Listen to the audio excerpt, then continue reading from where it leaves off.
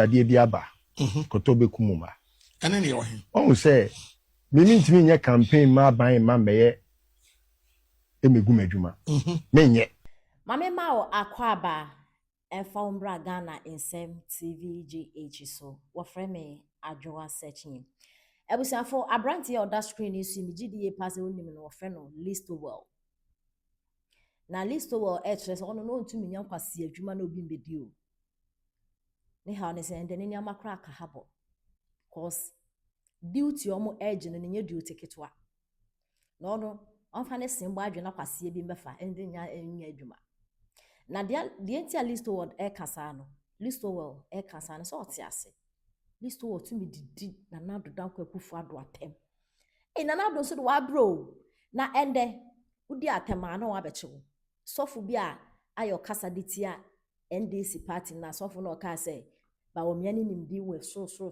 cross Ghana for storm choose John Dramani Mahama sasa sofu no mache so ye wa sofu wo kromi ha omu di na nado atem ye wa sofu bi otumi gina radio so say na nado jankwase ade no ka bibiansa sofu tia and that they address na John Dramani Mahama they are with all due respect you are happy Easter you know the na semeto aso na nado hu amani o Listowell to me di na nado atem na nado ni yame so etua ne ka me nka senje because Ghana politics no kasa kra wa hawa na wo bre ko kasa wo hawa no wo hawo body ni na because Ghana politics no ini pana kasa wo mu na wo kasa de amom no bebra adwen adwuma 2028 bebe nipa ba ne maame ehia de papa one ne die a wonye me will make you love ayin se pie ma wo no begina ho se kimo ye nipa wanhia otumi to aba no obesa line asanso akoto aba ma NDC ndu kasa kra kasa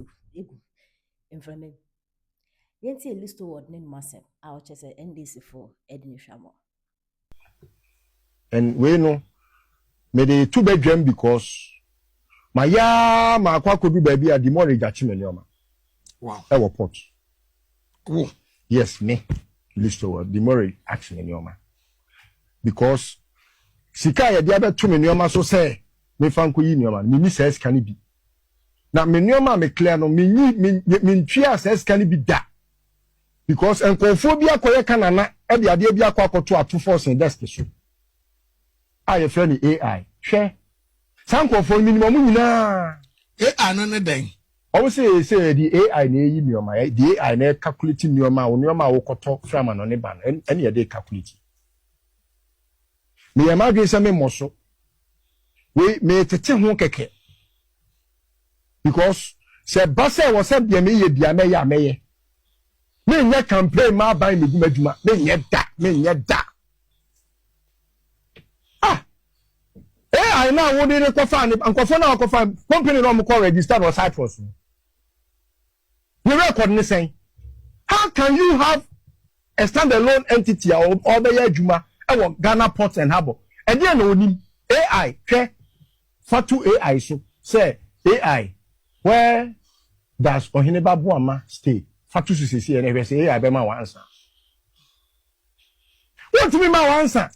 Because you say Gigo, garbage in, garbage out. The idea man no. AI can only function when there is a data, accurate data. What questions are contradictory? Just in a day, most when you scalp over whatever. So you are publishing the importer to enrich the government. What to be that? How? It means that my start American wants them, and I don't want it to be because my homework or my chia will be a person of female. They say me no ma code demorage. And minim de entia customs say what ba abem na customs wo ho na oye na adwuma if you feel say there is something that is it's not right. Correct it, don't compound the problem. Don't compound the problem. Me pese me di me papers ni me bibia be ba na mo dia to TV so. Na omo the best of brains and the calculation, you know. Mo pekura mo company na me koto nyoma no e wo ne ho wo India. Na mo ne mo tena se na mo so mo nyoma amato. Na mo fa me calculate me duty ma me na me ntwia. Me koya adwuma ne AI, ma nya campaign ma AI. Ana na mo ma nipa etete sa. ana na muti tini pasa se no kakra wo nipa ho so a mo amu didi amu mo bia kakra so a wo nipa ho so no so di na adwuma so wo pesa mo sa hye no what kind of life is this etimi de media matete ho because minim enkofo ko mo share tie MPP for Jeffrey Cole or MPP ni oni kano forata omo na kwaye CTN Ghana Limited omo de babu ji sika di here no the same people na omo ni ato force yes adwuma no and I'm minded because atu yo bi am buni papa minim se owunimdie sonko me penasem too much but se pusu bibi na se ema na bibi kuram me nkotena honum na me ma obi se me member tra studio na aban no dabi na me nim adwuma me nyeda obi anu awabo bi gatire and I said men ko koto bekuma me nye AI no eye krono is armed robbery. How can you go and employ a company that won't call register on Cyprus? Anyone yampo. Anyone winning. AI for no me company na me no mu ya juma and Teza. They came and bought data from us. How can you be behaving like this? I want a proper time. Me ya metrase. Upa flato bia fe I can educate them properly. It's a scam, it's armed robbery. And I'm not shutting up. I'm not shutting up. Good morning, Prophet. I hope so. Here, the Oba Yasi, but for Penny or more Hobany, or Yeshua Messiah did more. Amen. Yes, Uncle Tau. But you won't catch it. Yamishra Bibi. A didn't see a Prophet Edward Abadari, who bet my friend action man.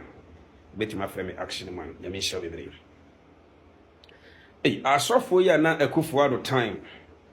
Na ebi mu put se kraman gbagbagba o ma sore dem no me hu o mu bi mu ba nya san so na chechere o man hu nya san na chechere o man de as a development country de hu bibi na nya e wo say o voice out, speak out. What you say? Because impanyimfo said wo twasan wonim se na chi achia e na o man we so no ye pese e ye tese America even kura cha America. And I say Hilop, and I say Dubai. On say Dubai half a pan. Omo bada ben. On Malaysia, on say half a pan. Even Ethiopia could fetch Ghana 3 times. Ethiopia F a pan, so to Kwanko Ethiopia, Koneko visit F a pan. So what you so move road system BBA F. So you know, person Ghana yet to say Ethiopia na Malaysia, and I say European countries nibi. So I don't have problem about our software now. Now I'm more criticize the Kufuado Aban. That is good. Ghana is underdeveloped. Ye developing country, you know. What you are saying? So ye developing country. No who be no one can. Aban for front of a banner so bad that was says to buy so. Now or mine are catchy. So I see a cost of voice out to Santa. Tell me one was said. Other said the coffee or do a jackassa. Or palm where jackassa bones or palm war cassa. No cassafa MPP. Mentias MPP is no more power again. So let's talk about John Mahama and NDC. What you say? Maybe I'm able to be paso. We should be the Munyani Mammy. What ye? Na Kofi Wodru and Uncle Kufuado. What for a second private jet? I better Kufuado be first president on the first time 2016. And Uncle Chebi.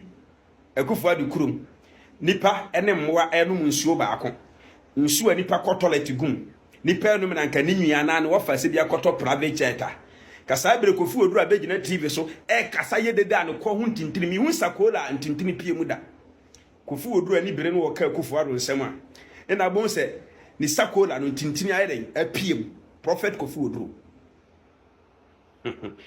what do you say we bon se adakwa yi adom so no watwe ni pimpris no so na fu tinitini nyina pie na fu wahu nipa fu o kasa tinitini pie mu da okọ Ebeneza ha obehu ni bi no so kasa gidi ba John Mahama be ye president 2012 ni nwa to private jet in the first time 2013 ɛna John Mahama Saba yɛ president 2024 ne nua sa to new private jet 2026 meboa and so called 5 northern regions na omo to abama NDC na dodoɔ na omo ni nantwie ɛne nipa ɛna no nsuo baako okoka yeso a businessman na wo Akufo-Addo offer say friend no ayi akinofare ata dem mo say court nka so awia Ghana sika so nkofo de ye campaign so awia Ghana sika was starting the bank nantesimo no starting the bank what you see John Mahama first time kura no ayi kinofare ata bank no yisu ye de pay bosian wa amonone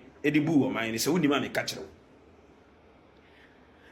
what you see so say Akufo-Addo offer say bete say spokesperson na o Jubilee House say akwade de mo nkyene ntino na mo mfa nyansan wura ne trimu yi obi okasa ma aban de yempie meka nkwase asem na Akufo-Addo ono no han private jet na cost o man no na Mahama nwia ne de Mahama de ne nwia private jet no wo yisu Akufo-Addo no ne nwia bi ani private jet no offer say bi ani private jet so tinkokoye o man na adwuma ne nka wo sen eni wuni na nkonko han no nkotenam suanya sansan wakasa oba yese private jet na Akufo-Addo ko han ye no se kro no bobia wo mu Akufo-Addo onko ba bia kwakye ne prosecute no ne jansem hunu no se sia ye ka NDC munya asem wo remember Ghana fo abato mo pass wona aso betimi abu o man ne ye de o man na ama wo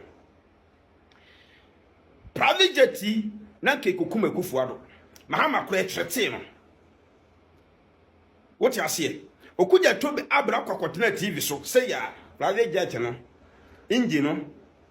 engine ba ko fa na afei na engine a afei no enye threat private jet risi wo capture John Mahama say enye threat nto onkonkotenam on kwasia politics the petumia ba power nti kwasia keka san na ye aba power ya misra Ghana osu bempa sese osu bempa makachiro sese no woni tumi ti janu mu dwano ina ewiase masofo nyina me na me wotumi hey enra Sunday osu bempa kasayo ewiase masofo nyina me na me wotumi obi anu wotumi na oso opa akonwa atena so be president akonwa be no obetena so yase ba omi asem no wo kan won se wo di tumi nti osuro so be bo ba omi adin odi ase akonwa be no obetena so ebia ofi akonwa no oba betena so ma me ka asem nkyerɛ NDC ni MPP tibon kosu mpanyimfo bi omuwo mu ne mamu wusu bempa ne Duncan Williams mo ho se mu otumi chen wo bi o